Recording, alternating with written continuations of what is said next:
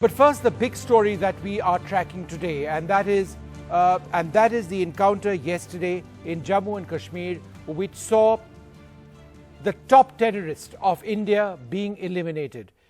Dilbagh Singh, the Director General of Police in Jammu and Kashmir, joins me.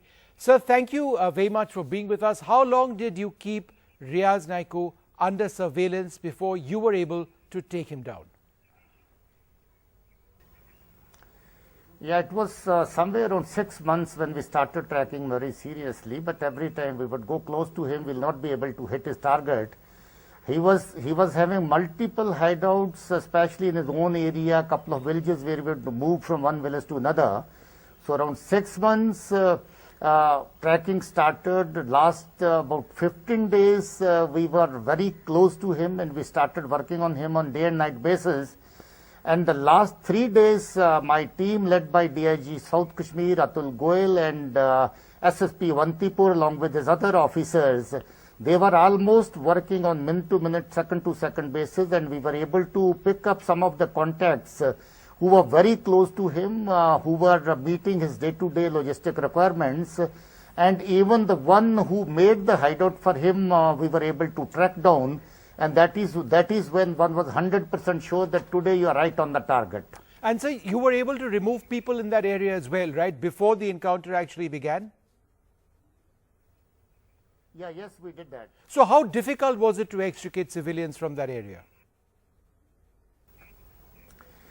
It's a very difficult job, but when we are on the ground, we are a big team, we are a strong team, our police along with army, along with CRPF, we all work together in tandem. And while one is going in, rescuing people, taking care of them, there are other people who are keeping a watch and giving him covering fire and all.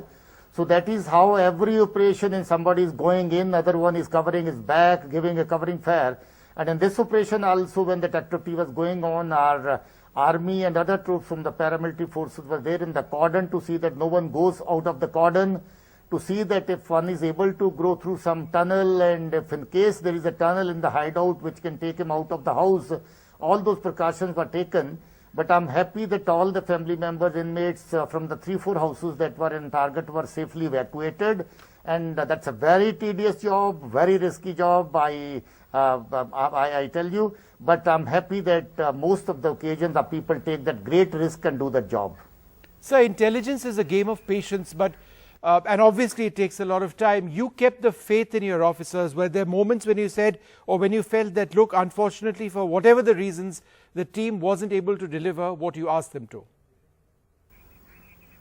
Yeah, 100%. You know what, there was some little, I would say, lack of interest at certain level, at certain point of time, that maybe that we have done it a dozen times for him, and maybe that this time also, maybe that it was not that accurate.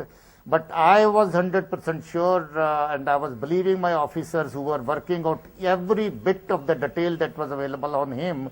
My IG was keeping a close watch, IG Vijay Kumar, who is the IG Zone here, close watch, and we were almost sitting together for the last 3 days.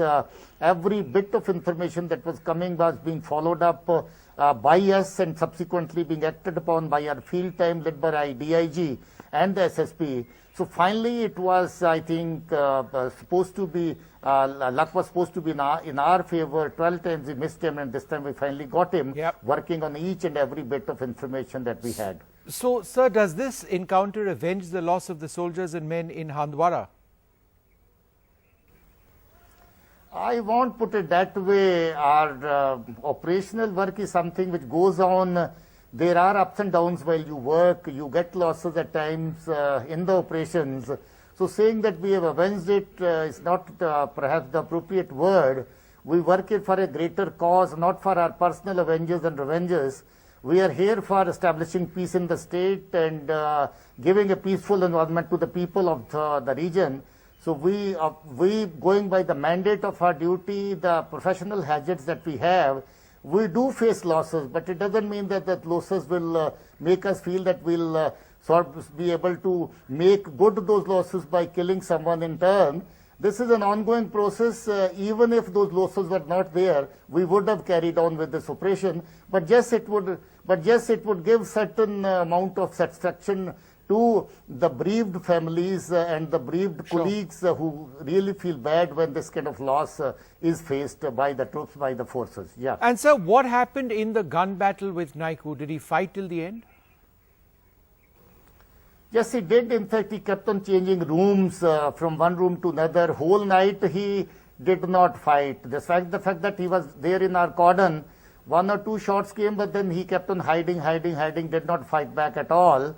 Morning, firefight started somewhere around 7 in the morning, and then initially his associate was killed, and he again was shifting from one place to another. But subsequently, when the end came, I think he must have fired some rounds.